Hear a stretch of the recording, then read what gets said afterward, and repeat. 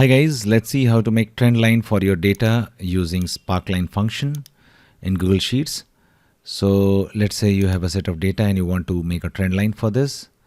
So in that cell where you want to make a trend line, just double click on it and just type equals to and type Sparkline. Okay, just type Sparkline.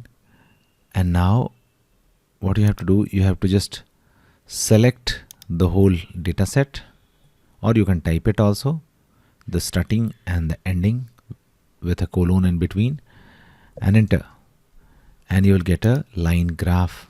Okay, now to make it bigger, you can just hover your mouse at the leftmost portion of the cell number, and at the bottom, if you will see like this, just hold the left click and drag it like this.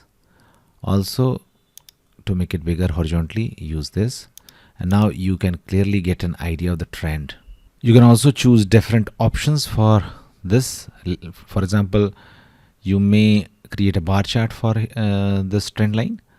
If you just add options after comma and inside curly brackets, give two inputs, chart type, and after one another input, column. Okay, and that's it.